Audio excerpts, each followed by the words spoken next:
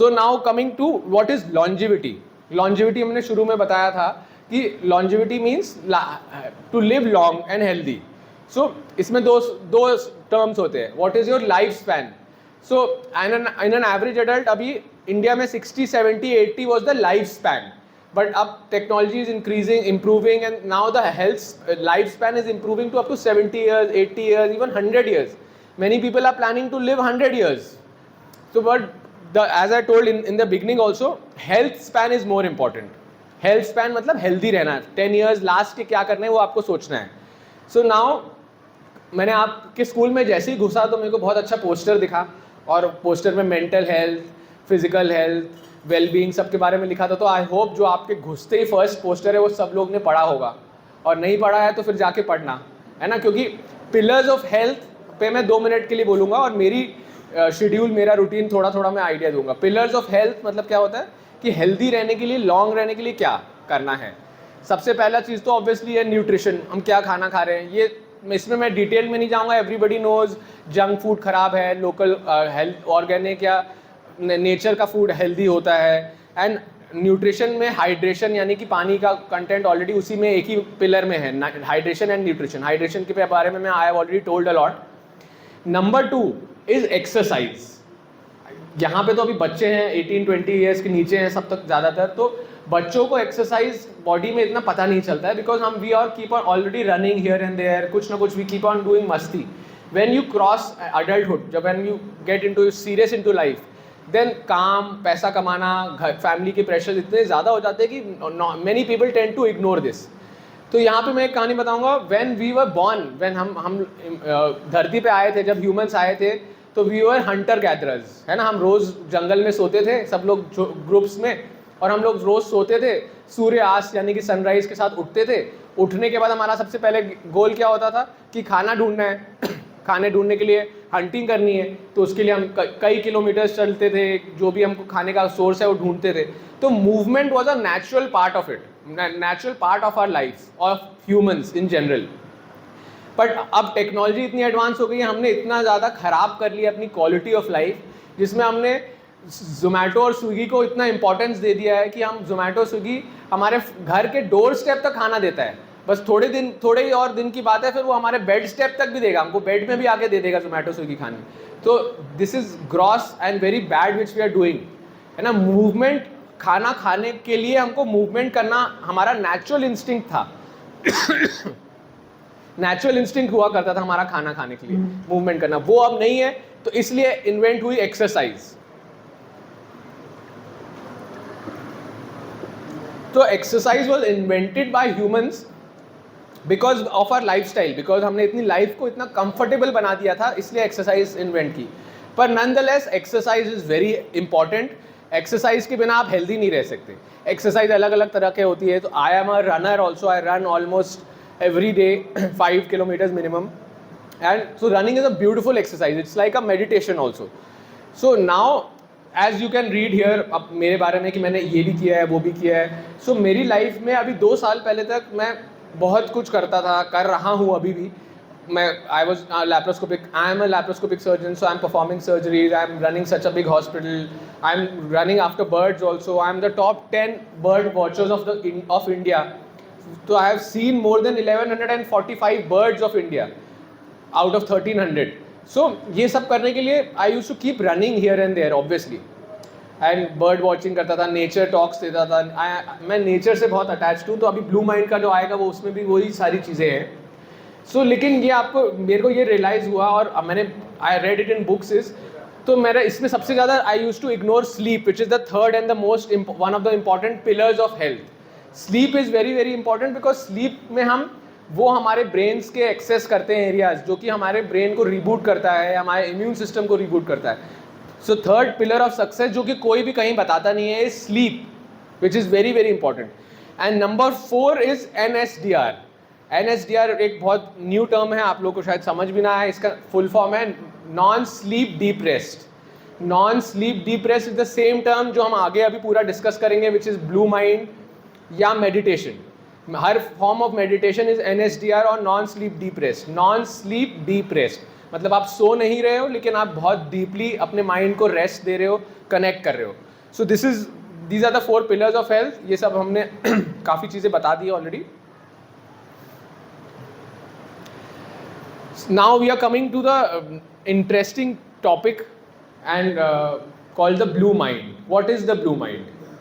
So Blue Mind is a book written by Wallace Nicholas, who is a marine biologist and also a neuroscientist. And he began his journey by meeting many people all across the world, neuroscientists, cognitive psychotherapists, and he coined this term blue mind.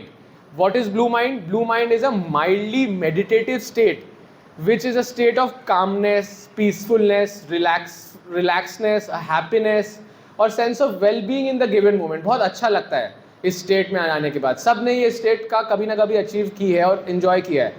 So blue mind again is a mildly meditative state comprising of calmness, peacefulness, happiness, well being in the given moment. And this humans reflexly achieve. Humans अपने आप इस state में पहुंच जाते हैं when we are near water, in water, under water और over water.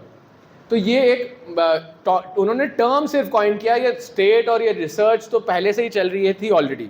So blue mind is a book in depth scientific book with a lot of scientific experiments, lot of scientific concepts, which teaches us that how water can make you happier and more connected and better at everything you do, whether it is surgery, whether it is studies. So this is what is blue mind is. And blue mind एक psychology of blue colour है. मतलब we all know understand कि blue colour brings calmness, right. अगर आपको ये चीज़ समझ नहीं आ रही तो imagine a pool, imagine a swimming pool with a red floor like this. Then automatically you can understand what blue colour means. You cannot imagine a pool with a red colour, right. Why? Because blue is the colour of calmness. Red is the colour of stress और alertness और anger और all those things. So that is what is psychology of blue means, and it is very natural in our systems. As shuru se I was telling so many things about water. So it is a very natural instinct because each and every cell of our body is water. So we have to be very curious and very connected about it. So now in थोड़ा सबको कुछ तो idea लग रहा है कि what is the blue mind, ठीक है. Now we have to understand some key concepts where I will be explaining in little detail about what is the red mind. Since we all have the blue mind, we also have the red mind. What is the red mind now? So think of it, red mind is the stress mind or the cortisol mind or the sympathetic system or the active alert system. So for example, यहाँ पे अभी bomb फट गया या कुछ भी ऐसे कोई दुर्घटना हो गई या ऐसी कुछ अलार्मिंग सिचुएशन हो गई, तो हम लोग we will do whatever we want to do to save ourselves and मतलब हम अपने आप को बचाने की पूरी कोशिश करेंगे. आप रात को गहरी नींद में भी सो रहे होगे और तो भी अगर बॉम्ब फट गया या कुछ ऐसा कुछ हो गया तो आप सडनली उठ जाओगे. उस समय ऐसा नहीं उठोगे कि नींद आ रही है चलो सो जाते हैं. ऐसा नहीं, कोई भी नहीं करेगा. Nobody will do like that. सही बोल रहा हूँ कि नहीं बोल रहा हूँ, है ना. अगर ऐसा कुछ होता है तो वो हमारा रेड माइंड है, वो हमारा एड्रेनलिन है, स्ट्रेस सिस्टम है. अगर आप जंगल में और आपको एक टाइगर दिख गया तो आप उसके सामने ब्लू माइंड प्रैक्टिस नहीं कर सकते. आप रिलैक्स काम नहीं रह सकते. You will have to run or be clever and do whatever you want to do to save yourself. So that is the red mind. Red mind is very very essential. Red mind के बिना हम जिंदगी नहीं जी सकते, क्योंकि as I told, red mind के बिना आप relaxed state में हमेशा नहीं रह सकते. We have to do, आप गाड़ी चल रहे हो, सामने कोई suddenly अगर आपको गाड़ी बैल आ गई या काव आ गई तो you cannot be, that is the red mind which saves from going into an accident. So red mind is very essential. But अभी हमारी आजकल की लाइफ में, अभी तो आप बच्चे हैं लेकिन बच्चों में भी काफ़ी स्ट्रेस आ गया है.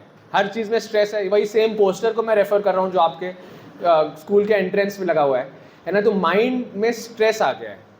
All the stress is red mind, है ना. When we get up in the morning, सुबह स्ट्रेस है कि स्कूल जाना है, लेट हो गए, टाइम से उठे नहीं, ब्रेकफास्ट नहीं कर पाए, नहाए नहीं, तमाम चीज़ों का स्ट्रेस होता है. अडल्ट हमारे जैसे लोगों को कॉलेज जाना है, स्कूल, हॉस्पिटल जाना है, सर्जरी करनी है, पैसे के इश्यूज हो सकते हैं, फाइनेंशियल इश्यूज हो सकते हैं, कोई घर में फैमिली इश्यूज हो सकते हैं. तो there are so many issues कि हम उठने से लेकर रात को सोचने से पहले तक वी आर कॉन्स्टेंटली थिंकिंग कि अब ये करें और constantly in the state of red mind. तो red mind is good for us but not obviously constantly. So that is why this state of era of life we need the blue mind activation or blue mind connection the most. तो ये हमारे आयुर्वेदा, हमारे पूर्वज, हमारे दादी नानी meditation के रूप में जानती थी, है ना। And blue mind is a concept कि आप पानी के किनारे ये मेडिटेटिव स्टेट, ये मेडिटेटिव फीलिंग, ये कामनेस, ये रिलैक्सेशन यू कैन अचीव जल्दी, you can achieve easily. But even if I meditate here where there is no water, water is there inside each and every cell of us, right? So that is what the blue mind makes you do. And when we are relaxed, we are calm. So that is what the difference between the red and the blue mind is. Now what is the default brain network? So there is something called as the default brain network. थोड़ा सा ज़्यादा scientific है लेकिन समझना ज़रूरी है. तो जैसे हम अपनी फैमिली के साथ हम बीच पे जाते हैं, है ना, बीच पे जाते हैं, किसी को पानी में स्विमिंग करना पसंद है, किसी को स्विमिंग पानी के किनारे बैठ के सिर्फ पानी को देखने में मज़ा आता है, किसी को आंख बंद करके सिर्फ पानी की आवाज़ सुनने में मज़ा आता है. सही है कि नहीं है, है ना. किसी को पानी की फ़ोटोज़ खींचने में मज़ा आता है. somebody wants to swim, somebody like me wants to go inside the water, diving under water. So ये हमारा ऑटोमेटिक स्टेट ऑफ रिलैक्सेशन हो जाता है, करेक्ट. हम whenever we are near water, बहुत इंपॉर्टेंट चीज़ बताने जा रहा हूँ मैं, आप एकदम ध्यान से सुनना. तो करेक्ट है ना. सपोज 4 लोग गए हम लोग फैमिली के किनारे, we are relaxing near water. So we think that we are relaxed, our brain is at rest. But science finds out that when we think that when we are next to water, we are relaxing, we are enjoying, and we assume that our brains is at rest, then at that time science finds out that brain consumes the maximum amount of glucose. The brain also consumes the maximum amount of oxygen. How does that happen? ये तो काफ़ी अजीब लग रही है ये बात, लेकिन ऐसा होता है. क्यों होता है? क्योंकि ब्रेन में एक हिप्पोकैम्पस एक हमारा एरिया है, ब्रेन का बहुत छोटा सा एरिया है, एक मटर के दाने जितना बड़ा area, hippocampus, which is the main area, main learning centre, main memory centre, which consolidates everything into a makes into a learning experience. आपने एक दिन बहुत पढ़ाई की और घर जाके अगर आप सोए नहीं, या डिफ़ॉल्ट ब्रेन नेटवर्क से कैसे कनेक्ट करते हैं, जो डे ड्रीम करते हैं. बहुत सारे मैम आप लोग को पता होगा, बहुत सारे बच्चे हैं क्लास में जो ड्रीम करने लगते हैं, इधर उधर बाहर देखने लगते हैं. तो एज टीचर्स हम जाके उनको पीछे से टपड़ी लगाते हैं और बोलते हैं कि पढ़ाई पे ध्यान दो, है ना, बोलते हैं ma'am. That is when they are daydreaming, that is when they are in their default brain network. And default brain network यानी कि डे ड्रीमिंग, यानी कि जो ब्लू माइंड पानी के किनारे या मेडिटेशन, सब फेजेस में जो ब्रेन का वेव्स होती है वो स्लो हो जाती है, और उस समय वो डिफॉल्ट, ये हमारा hippocampus is most active. So ideally every one of us should daydream or should connect to their default brain network on every single day. रोज हमको वो फेज ऑफ माइंड से कनेक्ट करना बहुत ज़रूरी है, क्योंकि अगर हम नहीं कनेक्ट करते हैं तो जो भी आपने सीखा एक दिन में, सपोज आपने ये टॉक सुना या कुछ भी किया, और आपने अगर डे ड्रीम नहीं किया या डिफॉल्ट ब्रेन नेटवर्क में, चाहे मेडिटेशन से, चाहे ऐसे ही सिर्फ खाली बैठ के सिर्फ नेचर को देख के सोचने से भी आप डे ड्रीम स्टेट में जा सकते हो. अगर वो आपने नहीं किया तो वो कंसोलिडेशन, आपकी मेमोरीज नहीं बन पाएंगी जो भी आपने सीखा 24 से 48 घंटे में. When you go into that phase, default brain network is the mind का थॉट प्रोसेस, जो कि it connects us to nature, it connects us to the universe या भगवान या जो भी आप कह लीजिए.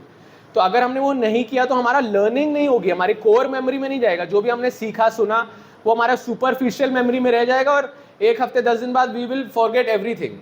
But if you do that, if you connect to your default brain network through meditation, sleep में भी ये automatically थोड़ा थोड़ा होता है, sleep में भी, but अगर हमने वो किया तो it will go into our core memory and then we will remember this all our lives. And also in this book there are some many studies which say like hydration, and which has scientific studies on hydration and performance. Like there were 30 groups of students who were given exam. Like आप लोग हो, इधर मैं 30 लोगों को consciously बोलूँगा कि पानी पीना है, अच्छे से पानी पीना है, और इधर कुछ नहीं करेंगे. तो all of those 30 performance in academic performance, in sports performance were better than people who were not consciously hydrated. So these are the kind of studies. For example, एक बहुत इंटरेस्टिंग स्टडी ये भी है कि आफ्टर कार्डियक सर्जरी, आपके एक कई group of patient को कार्डियक हार्ट की सर्जरी हुई, एंड हार्ट की सर्जरी के बाद जो बेड हॉस्पिटल में बेड होता है उसके फुट पैनल पे ब्लैंक पैनल था, मतलब वाइट रंग का पैनल था. कुछ पेशेंट्स के पैनल में ओशन की सीनरी थी, बहुत ब्यूटीफुल ओशन की, और कुछ लोगों की एनक्लोज्ड फॉरेस्ट, मतलब ग्रीनरी की सीनरी थी. तो जो भी पेशेंट्स, इसमें दोनों अच्छी सीनरी थी, चाहे ग्रीन वाली चाहे ओशन वाली, they required 50% less pain medicine. सिर्फ उनके पैनल पे एक फोटो रखने से they required 50% less pain medicine. And amongst the two, जिनके सामने ओशन वाली सीनरी थी, they required even 50% less anxiety medicine. तो this is what the role of beauty of water is in our lifes. And बाकी तो मैं सारी चीज़ें बता ही चुका हूँ. साइकोलॉजिकल बेनिफिट्स होते हैं, stress reduction, enhance creativity, improves focus. So ये तो सबको पता है कि अगर गुस्सा आ रहा है तो एक ग्लास पानी पी लो, है ना. ये जो सब लोग कहते हैं, ये कोई गलत चीज़ नहीं कहते, एकदम सही कहते हैं. अगर गुस्सा आ रहा है तो जाके नहा लो. अगर गुस्सा आ रहा है और आपके आसपास से कोई फाउंटेन है या वाटर बॉडी है, तो सिर्फ 2 मिनट फाउंटेन को देख लो, you will automatically calm down. अगर गुस्सा खत्म नहीं होगा तो ठंडा तो हो जाएगा, कम तो डेफिनेटली हो जाएगा. This is what the power of water is. And physical benefits, obviously, we have already done into everything. Now, here is one very interesting story, an experiment, which is not very directly related, but water का calmness और water हमारी will power, water हमारे overall health को कितना अच्छे बनाता है, उसमें है. There was this famous experiment called as Stanford Marshmallow Experiment. आपने सुना है किसी ने? मैम आपने सुना है? This is a very very famous live experiment which is there. So 7 to 8 years के बच्चों को स्कूल में जाके एक साइंटिस्ट, ग्रुप ऑफ साइंटिस्ट ने एक 30 चिल्ड्रन के स्कूल में गए और उनको मार्शमेलो दिया. मार्शमेलो मतलब टॉफ़ी, चॉकलेट वाला मार्शमेलो. एंड सब एक मार्शमेलो सबको दिया बच्चों को. एंड उनको बोला कि either you can eat the marshmallow now और wait for 30 minutes, and if you wait and don't eat it, you will get one more marshmallow. So either you can eat 1 marshmallow now or you can get 2 marshmallows at the end of 30 minutes. So सब teacher चली गई ये बोल के, किसी को मतलब सब तो किसी बच्चों के सामने एक मार्शमेलो सबके सामने रखा था. Either they can eat 1 marshmallow now or they can not they can get 2 marshmallows after 30 minutes. So here many children then started to distract, some कुछ पेंटिंग करने लग गए, कुछ बुक्स में स्क्रिबल करने लग गए, कुछ रीडिंग करने लग गए. But very few people in the end could wait those 30 minutes and got the second marshmallow. Now these 30 children, this is a real experiment which happened, and this experiment is I think 40 years old. So for the next 40 years, all these 30 students were studied that what they achieved in life. उन्होंने school के performance को study किया, आगे life में क्या बन के बड़े बने, क्या बने, लाइफ में खुश कितने थे, फाइनेंशियली कैसे थे. तो इतना स्ट्राइकिंगली डिफरेंस पता चला कि people who showed delayed gratification, मतलब who had the will power और who had the thought process to delay their gratification, delay their gratitude and not went for immediate gratification. समझ आ रहा है? मतलब इमीडिएट खाने के एक की ग्रीडीनेस नहीं दिखाई और हमने उसको डिले किया. So all those 30 people in life who had delayed gratification, they were better successful in life, they were more calmer people, they were financially stable people, they reached better heights in life. So they were overall, they achieved